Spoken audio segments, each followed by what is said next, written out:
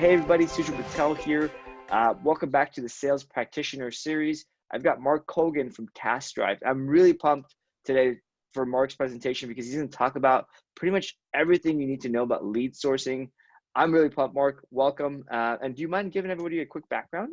Of course, and first of all, thank you for having me on. I'm really looking forward to sharing this content. So my name is Mark Colgan, and I'm the Chief Revenue Officer for a company called TaskDrive, where we offer lead sourcing and data enrichment for B2B SaaS companies. So we spend a lot of our time trying to find net new prospects and enriching data.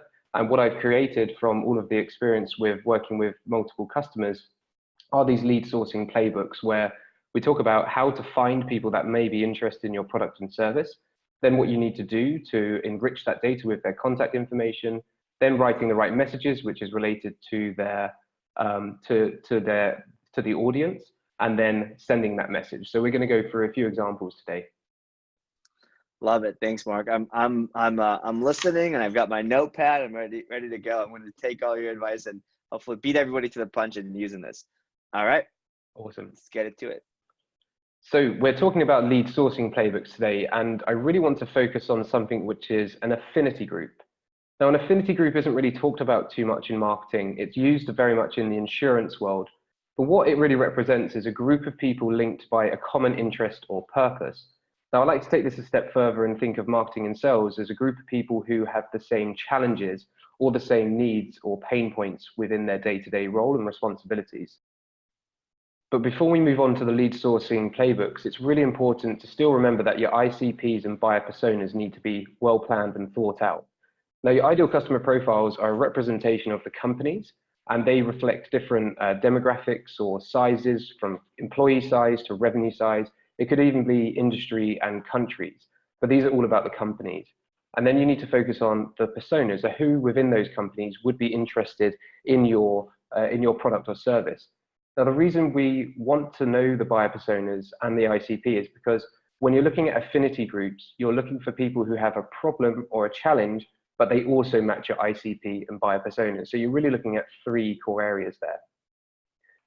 So we're going to talk about here dynamic lists and why static lists just don't work anymore. When you think about your total addressable market, only 3% of those are actively buying and 7% are open to buying, which leaves 90% of those that aren't interested in buying. And if you're just doing persona-based messaging or persona-based targeting and targeting a marketing manager, if that was the persona you're going after, for only 3 or 7%, so 10% in total may actively be buying, the rest aren't. So this is why affinity groups become really important. So we'll move on to identifying your affinity groups. Before you start with any of these lead sourcing playbooks, you have to take 4 steps. You need to understand the source where you can find people that belong to an affinity group, research them and enrich that data with contact information, create messaging so that you can send it out to them, and launch your campaigns. Now we're going to cover 2 lead sourcing playbooks. I've actually put together 14 in total, and there'll be links to the other 12 playbooks at the end of this presentation and also in the show notes. The first one we're going to look at is the social expansion. And what you do here is you really identify thought leaders and influencers in your target audience industry and use a tool like Phantom Buster to potentially scrape the people who are interacting with the post. Now, you could take a hypothesis that people that are interacting with Patrick's post here are interested in pricing or discounting and pricing strategy. Now, LinkedIn is just one source. You could also use Quora, Slack, Facebook, even Product Hunt as a place to find people that are almost putting their hand up to say and express that they're interested in a particular topic. Now I'm going to switch to a live demo shortly. And for this fictional example, I'm going to pretend to be focusing and targeting on professionals involved in marketing technology, otherwise known as MarTech. And I'm going to be prospecting as an example company, which is a marketing attribution software. So I'm just going to switch over to the live demo. The first step with your affinity group is to try and find a topic which is popular amongst the members of that affinity. At the moment, I've searched for MarTech or hashtag MarTech on LinkedIn, and I can find and see some posts from Scott Brinker, who's a well-known marketing technologist in the industry. What I'm looking for here are a number of posts that he shared that have received pretty high engagement. Anything over 100, either likes or comments, is a good benchmark to have. Now, for the purpose of this example, I've already researched and pulled together some sources. Here's another post from Scott's, which had 288 likes. So, and then here's, and this one has 103 likes. So what I've done is I've put together a spreadsheet and included all of the posts here that I want to find the people who have liked his post. Now that I've got my sources, I'm going to open up Phantom Buster and use the LinkedIn post likers and just complete the instructions, which are all pretty self-explanatory. The one thing to remember is to paste in the spreadsheet that we have here into this URL box. And remove all duplicates from the profiles to ensure that the same person doesn't receive a different message. Now, going back to the results, this is what they look like when you receive them from Phantom Buster. This is a CSV that's been downloaded from the Phantom Buster site, and you can see that it shows me the LinkedIn profile, full name, and title. Now, at this stage, I want to go through these names and have a look to see if there are people that don't fit my buyer persona or the ideal customer profile that I'm targeting. And this example that I'm highlighting here is a student who may be interested in MarTech, but not an ideal customer for me. Once I've gone through this list, it's time to enrich it with additional information that I want to use for my outreach campaign. Now, please note I've used just fake emails here, but I've added the post topic, I've split their first and last name, I've added their email and would have researched and verified these. And I've also put together an intro sentence and a PS sentence. Now, these are personalization tags that I'll use in my Mailshake campaign just very shortly. And as you can see, I referenced the fact that they liked Scott's post about crowdsourcing the 2020 MarTech landscape. And I mentioned I look forward to this every year, which is actually quite true. It's quite a big occasion in the MarTech industry.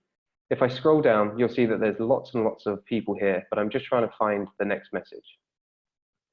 So on this one, because it's a different post that I'm referencing, it's still relevant to MarTech, but I've mentioned here the actual name of the post or what the post was talking about, which is the actual event that they're hosting in a few months' time.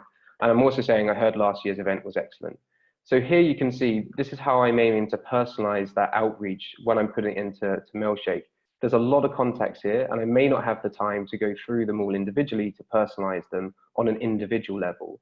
And that really does depend also on your lifetime value of your customer. The higher the LTV, maybe the more time you can spend personalizing, but the lower you may not have the time to. But because we're focusing on an affinity group here and we found potential leads who are showing an interest in a topic we know about, I can hazard a guess, and from my own campaign experiences, that this personalization is enough. Before moving them into Mailshake, I actually like to create a clean version of the data where I just have the import fields that I want to add into Mailshake. So now I'm just going to move into Mailshake, and you'll see that I've already added in the CSV. It's pulling through the email, the first name, the intro sentence, and the PS sentence. I'm not going to go through the steps exact. Project your like on Scott Brinker's post. This is a great subject line in order to generate interest, because it shows that you've looked at their profile and it's very personalized to them. You get very good open rates with that sort of engagement on the subject line. Here you can see I've used the merge tag, and I've also brought in the intro sentence. And now you can see that this email is quite a direct pitch. It doesn't have to be that your first email is a direct pitch. However, in this just fictional example, it is. And I've got here, at my company, we help MarTech enthusiasts like yourself leverage, and then you mention the benefits or the results-driven statement that your product or service can deliver. And then I've got a call to action. So are you available for a 15-minute call to share ideas and learn how companies, and I'd probably name a few customers of ours, how they're solving the pain point that you know that the affinity group, the members of the affinity group may have. And as you can see here, I've also merged in the sentence. Now, obviously, you'll want to add in follow-ups. Again, this was just a fictional example, but I would definitely recommend having in several follow-up steps, and make sure that you're adding value in your follow-ups. Once it's ready, you can preview the email and then launch it off and then launch the campaign. Again, this is just an example, so I won't do that now. So that was just one example of a lead sourcing playbook that you could use to target an affinity group. As a reminder, we were looking at people who had expressed an interest in a particular topic or subject on a social media post. Now that might not be relevant for every company, so I'm going to show a different lead sourcing playbook, which is called the new technology. And again, with the focus on building dynamic lists that are updated on a daily or weekly basis. Now with the new technology list, what we're looking for is building out alerts for key technology installs from platforms like SimilarTech or Datanyze. And when this happens, what you should do is research the company, see if they fit within your ideal customer profile and you find the right buyer persona, find their contact details and use that to personalize the message that you send in your outreach. For the second live demo, we're going to look for companies using Hotjar, and the fictional company that we're going to be prospecting from is a conversion rate optimization agency or consultant. So I'll just switch over to the live demo. So now that I've opened up SimilarTech, I'm going to put in my criteria to create a new technology alert. Now, please note that SimilarTech is a paid-for tool. In this example, I'm just using the free version, but it's definitely worth paying for if you have the technology trigger like this. That would be worth you speaking to companies when they've just started using a software. Here you can see that I'm looking for websites in the UK or US, belonging to any industry vertical, but of course you could change that. They have between 75 and 1 million monthly visits and have started or stopped using Hotjar. So if I save this alert and allow it some time to run, you'll see that in the last day alone, or the last 2 days, 47 companies have added Hotjar and 52 companies have removed Hotjar. Now it's worth noting that people that removed Hotjar, it may have been on a test site or they may have removed it and they're using a different behavioral analytics tool. But just for argument's sake, let's look at the source and the results of this data.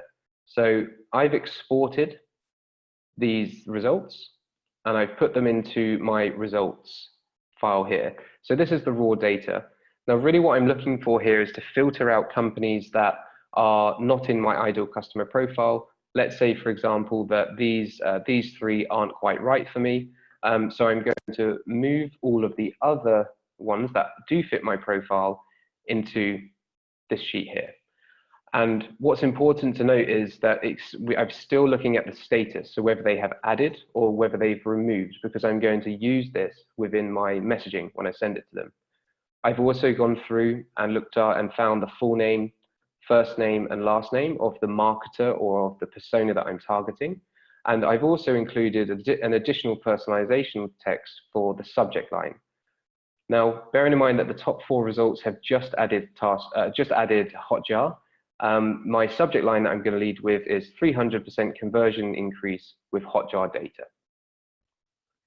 The subject line for those that have removed Hotjar is behavior analytics equals 300% conversion increase.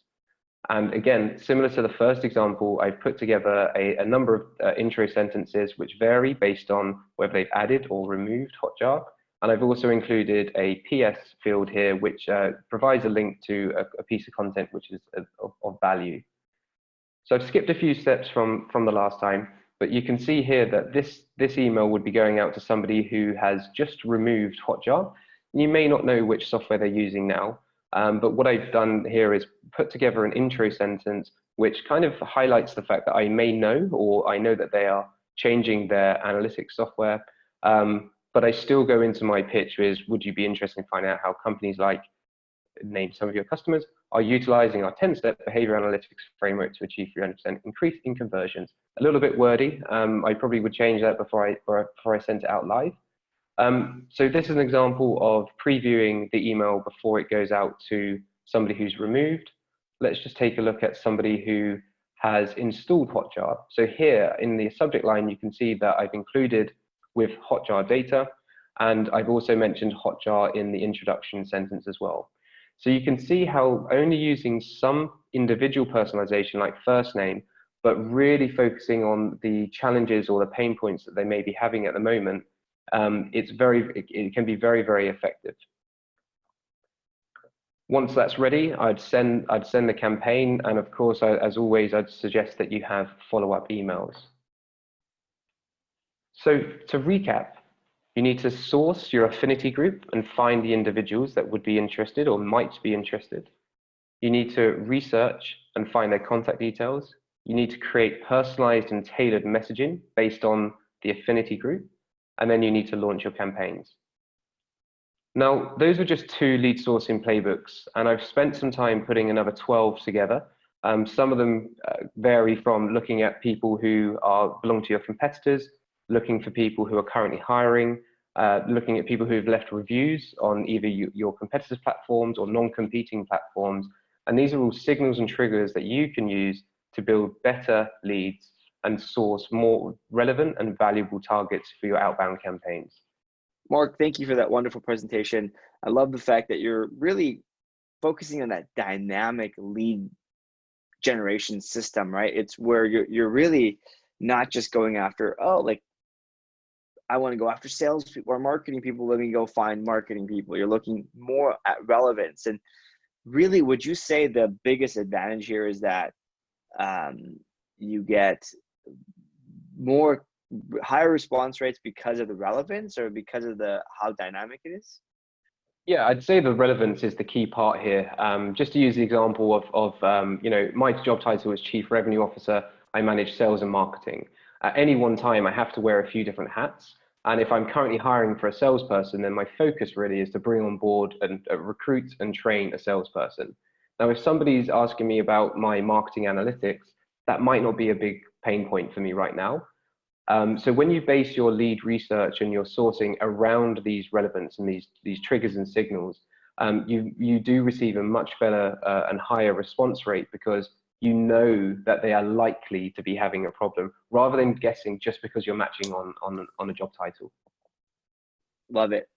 This seems like a lot of work. You've used like 4 tools, and not only the tools, you had to use LinkedIn and dynamically pay attention to what's happening. How do people do this that aren't living, breathing 24/7? So if I'm a salesperson or a company has sales, how do I do this myself? Yeah, well there's 2 options here. One, hire me or the team at TaskDrive. We could take over all of the research there. The other thing, if that's not a position that you're in, because you're creating really relevant messaging for a very, in some cases, small group of people, you could just do it little and often. I work in the lead generation industry. I see companies doing outbound prospecting and they're celebrating a 4% reply rate because they've sent 20,000 emails out. And that's just not the way it should be done anymore. But if you take your time and send maybe 100 targeted emails out to people with that relevance, you'll receive a much higher return on investment of your time as well. Love it. So option 1 is hire you. 2 is to put somebody dedicated resource to be doing this all day long, right? Yeah, definitely. And to spend the time. And spend the time, and it's definitely worth spending the time taking people out of the cadences and the campaigns, so you're not sending irrelevant content and messaging to people and leaving a bad taste in their mouth. How long before it gets irrelevant? So in your example, you talked about people who engage with somebody is post. So yeah. 1 week later, is that still new? Is that old? Yeah, I'd say one week is okay. 2 weeks would be all right. 6 months is definitely too stalkerish. It's a bit weird. People won't even remember that they like to comment. 6 months ago, you did something on LinkedIn. Yeah. That was very minimal engagement. Okay, cool. Okay, but so 2 weeks. 2 weeks. Try to stay relevant. Okay, that makes sense. So you have to have a cadence, right? Where you're building the list and you're using it, right? Not, again, the whole dynamic view. I love it. So yeah, where can people go to find out more? How can they go to kind of hire you to do this? Sure. So you can speak to anyone of the team at TaskDrive by going to taskdrive.com. If you'd like to personally contact me and pick my brains, I love talking about this stuff, hence why we're here now. And you can email me at mark@taskdrive.com. Love it. Thanks, Mark. And one thing for everybody here that's listening, I haven't personally used TaskDrive, but think about this. You want to build lists. If you look at the most cost-effective and time-effective way, it just kind of seems natural to go to work with these guys. And if you think about comparing that cost to buying lists from Discover.org or any number of tools or data sources out there, enriching that data, going through that whole flow, you end up spending the same amount, if not more, and you get a stale list. And so To me, this seems like a no-brainer to at least try at your sales organization. So there you have it. Unofficial, semi-endorsement, but it's worth a freaking try for sure, because I think that engagement rate is going to go through the roof. Thank you very much. Cheers. Awesome. All right, everyone. Take care until the next one.